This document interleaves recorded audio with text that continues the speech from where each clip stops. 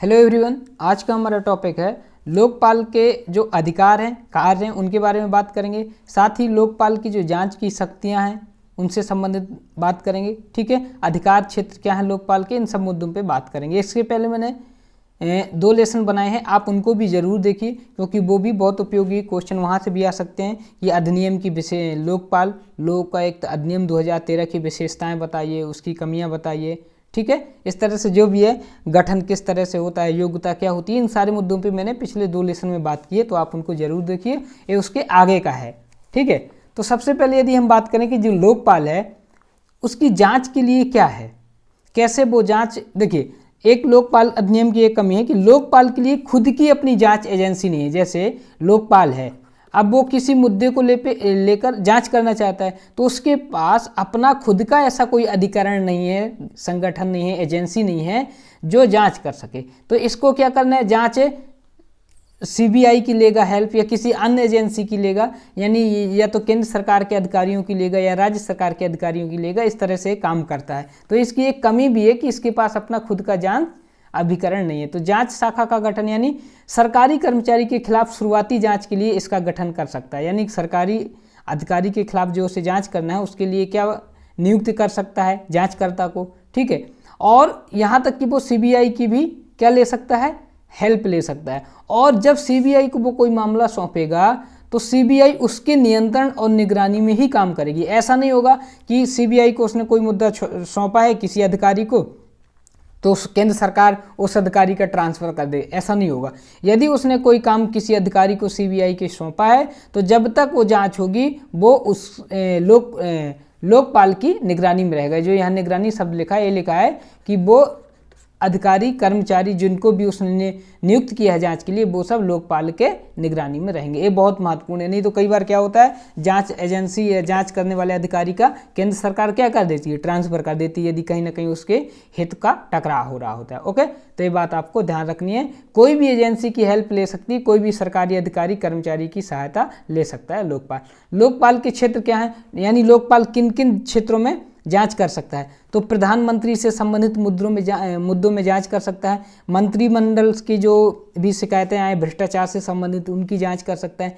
MP member of parliament यानी सांसद, उनसे संबंधित विभिन्न लोक सेवक, चाहे वो किसी भी ग्रुप का हो, ए वर्ग का हो, बी हो, सी, डी, यानी ठीक है कोई भी वर्ग हो, चाहे मतलब जैसे बोलते हैं ना आपकी IAS, IPS या क्लर्क लेवल का कोई भी अधिकारी हो वो जांच कर सकते हैं लोक सेवक के खिलाफ। ओके, यानी कहने का मतलब आप ये देखिए कि जो पीएम के खिलाफ जो लोकपाल जांच करता है ना, तो कुछ मुद्दों को छोड़कर, जैसे अंतर्राष्ट्रीय संबंध हो गए, सुरक्षा हो गई, इस तरह के जो मुद्दे हैं उनको छोड़कर, ठीक है, अन्य जो मुद्दे हैं उनमें प्रधानमंत्री के खिलाफ जांच कर सकते हैं। यानी प्रधानमंत्री को सभी मुद्दों को नहीं जांच सकता, अंतर्राष्ट्रीय संबंध है, सुरक्षा है, ऐसे मुद्दों के खिलाफ प्रधानमंत्री के खिलाफ जांच नहीं कर सकता लोकपाल। ओके, दूसरा ये कि भ्रष्टाचार की लिखित शिकायत पर वह या स्वतः संज्ञान, कहने का मतलब या तो उसे कोई लिखित शिकायत करे या फिर ना कोई करे, खुद से भी संज्ञान लेकर क्या कर सकता है लोकपाल, जांच कर सकता है। उसको अधिकार है, उसकी शक्तियां हैं कि या तो लिखित शिकायत आए या स्वतः संज्ञान ले।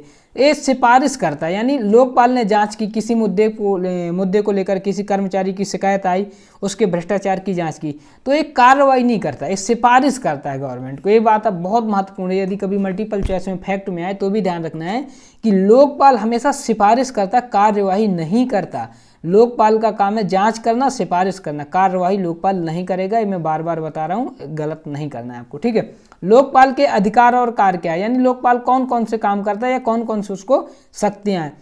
तो केंद्र और राज्यों के अधिकारियों की सेवा प्राप्त करना, यानी यदि उसको ज़रूरत है तो किसी भी केंद्र सरकार के अधिकारी को या राज्य सरकार के अधिकारी की सेवा प्राप्त कर सकता है जांच में, या अन्य जो भी उसको ज़रूरत हो, हेल्प है, तो वो मांग सकता है केंद्र या राज्य के अधिकारियों की। संपत्ति को अस्थायी तौर पर नत्थी या अटैच कर सकता है, यानी कोई संपत्ति है जिसका संबंध उस शिकायत से है तो उसको अस्थायी रूप से क्या कर सकता है, अपने पास रख सकता है, जब्त कर सकता है, नत्थी या सील कर सकता है अस्थायी रूप से, अभी जब तक जांच चल रही है।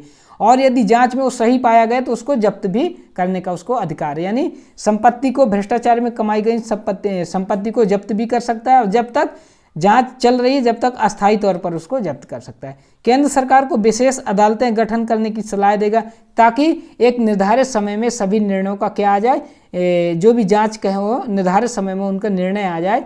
तो जितनी भी अदालतें बोलेगा लोकपाल केंद्र सरकार को, उतनी अदालतों की स्थापना करेगी कौन, केंद्र सरकार, ताकि निर्णय जल्दी से जल्दी आ सके। इसी प्रकार विशेष अदालतों में मामला 1 वर्ष में पूरा होना चाहिए, यानी जो विशेष अदालतें गठित की जाती हैं उनका उद्देश्य यही होता है कि जो भी भ्रष्टाचार के मामले हैं उनमें 1 वर्ष के अंदर अंदर निर्णय आ जाने चाहिए। इसके बाद कुछ मामलों में इसको दीवानी, यानी कहने का मतलब इसको फौजदारी नहीं, यहाँ में दीवानी, सिविल राइट जो कोर्ट होता है उसके अधिकार, दीवानी अधिकार इसको प्राप्त हैं और उसी के शक्तियाँ प्राप्त हैं। इसको भ्रष्टाचार से जुड़े लोक सेवकों के स्थानांतरण और निलंबन की भी सिफारिश कर सकता है, यानी कोई ऐसा अधिकारी कर्मचारी है जो भ्रष्टाचार से जुड़ा है, वहाँ जांच भी हो रही है, तो उस अधिकारी को जब तक कहीं और ट्रांसफ़र कर दो या ज़्यादा गंभीर अपराध है तो उसको निलंबन करने की भी सिफारिश की जा सकती है लोकपाल के द्वारा। तो ध्यान रखना, जिस अधिकारी के खिलाफ जांच हो रही है उसका स्थानांतरण भी हो सकता है, उसका निलंबन भी हो सकता है। प्राथमिक जांच जो कहलाती है, प्राथमिक जांच के दौरान रिकॉर्ड को नष्ट करने से रोकने का निर्देश, यानी जहां ये भय होता है कि कोई कर्मचारी जिसके खिलाफ शिकायत आई है या कोई संस्था जो क्या करे, अपने जो भी डॉक्यूमेंट्स हैं उनको नष्ट करने की कोशिश करेगी ताकि उनके खिलाफ सबूत खत्म हो जाए, तो उसके भी वो निर्देश दे सकता है कि जो प्राथमिक जांच के जो रिकॉर्ड है उनको नष्ट ना किया जाए, ऐसे भी निर्देश दे सकता है। अपना प्रतिनिधि चुनने का, यानी उसको कहीं पे जांच कराना है तो उसका अधिकार, उसका कर्मचारी अधिकारी खुद चुनने का, उसको कोई भी उसको जो भी अपने क्या है किसी भी मुद्दे पे उसको जो भी प्रतिनिधि चुनना है जांच के लिए वो खुद चुनेगा, ये उसको अधिकार दिया गया है। कोई ये नहीं कहेगा नहीं आप इसको मत चुनिए, इसको सरकार इस तरह का उसमें हस्तक्षेप नहीं करेगी। जांच व कार्यवाही गुप्त रूप से होगी, अनौपचारिक होगी। कहने का मतलब आप ऐसे ही समझिए, यदि लोकपाल को कहीं भ्रष्टाचार की जांच करना है तो क्या पहले से औपचारिक लेटर तो नहीं देगा ना वहाँ पे कि मैं फलानी तारीख को इतने बजे आऊँगा, यहाँ पे भ्रष्टाचार की जांच करूँगा। ऐसे करेगा तो हर कोई सावधान हो जाएगा, कभी उसे, इसलिए हमेशा इसकी जांच जो होती है वो कार्यवाही या जांच जो भी होती है गुप्त रूप से अनौपचारिक होती है। अचानक पहुंचेगा रंगे हाथों, किसी को रिश्वत लेते ले लिया या शिकायत मिली, फोन टैप हो गया, जो भी इस तरह से मामला है बिना बताए, क्योंकि भ्रष्टाचार का मामला है, आप बता के जाओगे तो आपको वहाँ कोई सबूत नहीं मिलेगा। इसलिए हमेशा जांच कैसी होगी, गुप्त रूप से और अनौपचारिक होगी। कार्यवाही में न्यायिक दखलंदाजी नहीं होगी, यानी न्यायिक रूप से उसकी कार्यवाहियों में हस्तक्षेप नहीं किया जा सकता, उसकी जाँच में हस्तक्षेप नहीं किया जा सकता, ये आपको ध्यान रखना है। इसके बाद अपने कर्तव्यों को पूर्ति हेतु आवश्यक जानकारी प्राप्त करने के लिए पूर्ण शक्तियां निहित होंगी, यानी उसे जो भी अपने कर्तव्यों का पालन करना है उसके लिए जो भी उसे कर्मचारियों की सहायता चाहिए, जो भी उसे शक्तियां चाहिए वो उसके पास होंगी, ताकि वो स्वतंत्रतापूर्वक जांच कर सके भ्रष्टाचार की बिना किसी रुकावट के। तो ये आपको शक्तियाँ, ये वाला बहुत महत्वपूर्ण है, अभी तक एग्जाम में आया नहीं, तो हो सकता है लोकपाल के अधिकार और कार्य वाला एग्जाम में क्वेश्चन आ जाए, ये आपको ध्यान रखना है। उसके बाद हम बात करेंगे कि जब ये जांच और सुनवाई करता है तो क्या क्या विधि है, कितने दिन में करता है, क्या तरीका है। तो एक सबसे जो महत्वपूर्ण है, जैसे मैंने ऊपर बताया है कि ये प्रधानमंत्री के खिलाफ जांच कर सकता है, लेकिन प्रधानमंत्री के खिलाफ तभी जांच होगी जब लोकपाल की जो टीम है उसके 2/3 सदस्य इसको स्वीकृति दे दें। आप ऐसे समझिए 8 सदस्य हैं, 1 अध्यक्ष, टोटल कितने हुए 9 में से जब 6 लोग स्वीकृति देंगे तभी प्रधानमंत्री के खिलाफ जांच हो सकती है, आपको ध्यान रखना है। यदि टोटल 8 सदस्य 1 अध्यक्ष है तो 9 लोगों में से जब 2/3 सदस्य हो जाएंगे तभी इनके खिलाफ क्या होगी, स्वीकृति, प्रधानमंत्री के खिलाफ जांच। यानी इतना आसान नहीं प्रधानमंत्री के खिलाफ जांच करना, क्यों, प्रधानमंत्री नियुक्त टीम में है, वही नियुक्त करवा रहा और वही बंदा उनके खिलाफ जांच करे, ये तो थोड़ा सा असंभव लगता है। यही इसकी कमजोरी भी है इस अधिनियम की कि आप नियुक्त उसी व्यक्ति के द्वारा करवा रहे हो जिसके खिलाफ उसको जांच करना है, तो कहीं ना कहीं नियुक्ति में गड़बड़ी होने के चांस रहते हैं। दूसरा, आप इसको ध्यान रखिए कि सरकारी कर्मचारी की बात भी सुनी जाएगी। जिसके खिलाफ शिकायत हो रही है, वो जांच कर रहा है, तो ऐसा नहीं है कि उसे उसकी बात का उसको सुनने का मौका नहीं दिया जाएगा, उसे भी मौका दिया जाएगा। उसके बाद जांच शुरू करेगा लोकपाल, उसकी बात सुनेगा कि क्या मामला सही है नहीं है, वो फिर जांच में पता चलेगा। ठीक है, तो ये आपको याद रखना कि जो भी सरकारी कर्मचारी है उसकी भी बात सुनी जाएगी। प्रारंभिक जांच 60 दिनों में पूरी होनी चाहिए, ये बहुत महत्वपूर्ण है। और प्रधानमंत्री वाला तो मैंने बता दिया कि जब तक पूरी टीम के 2/3 सदस्य स्वीकृति नहीं देंगे जब तक प्रधानमंत्री के खिलाफ जाँच नहीं होगी, ये आपको ध्यान रखना है। प्रधानमंत्री की जाँच कैमरे के सामने होगी, ये बहुत महत्वपूर्ण है। प्रधानमंत्री की जो भी जांच होगी, जो भी पूछा जाएगा कैमरे के सामने होगा। और यदि कोई झूठी फर्जी शिकायत करता है लोकायुक्त में, लोकपाल में, तो क्या होगा, उसको 1 वर्ष की सज़ा का प्रावधान है और 1 लाख रुपए जुर्माना भी लगेगा। यदि कोई सरकारी कर्मचारी पाया जाता है, इसका आरोपी होता है, तो उसको 7 वर्ष तक की सज़ा हो सकती है। इसके अलावा आपराधिक कदाचार और आदतन भ्रष्टाचार को बढ़ावा देने के लिए सरकारी कर्मचारियों को 10 वर्ष से अधिक की भी सज़ा, 10 वर्ष की सज़ा हो सकती है, सॉरी, ठीक है।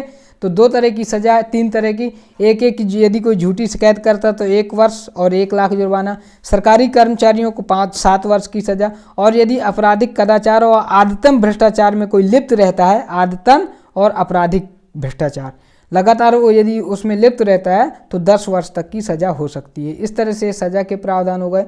तो इस लेसन में जो डिस्कस किया है, जांच और सुनवाई की क्या विधि है उसके बारे में, उसके अधिकार या शक्तियां या आप कार्य बोल सकते हैं क्या है लोकपाल के, और इसी में हमने बात किया था कि लोकपाल के अधिकार क्षेत्र में कौन कौन आता है, किन के खिलाफ लोकपाल जांच कर सकता है, और साथ ही जांच शाखा का गठन, यानी कैसे वो गठन करेगा, सरकारी कर्मचारियों की सहायता लेगा, केंद्र के होंगे, राज्य के होंगे, CBI के, अन्य किसी भी जांच एजेंसी की, इन्वेस्टिगेशन एजेंसी की हेल्प ले सकता है, और वो मना नहीं कर सकता। यदि राज्य सरकार से हेल्प मांगता है, केंद्र सरकार से, तो वो उसको हेल्प देनी पड़ेगी। तो ये लेसन आपका कंप्लीट हुआ, और इसके बाद अभी काफ़ी कुछ बचा है लोकपाल लोकायुक्त में, तो मैं अभी अगले लेसन में आपको बताऊंगा, ठीक है। इसके पहले भी 2 लेसन हुए, उनको करिए, और ये तीसरा लेसन था।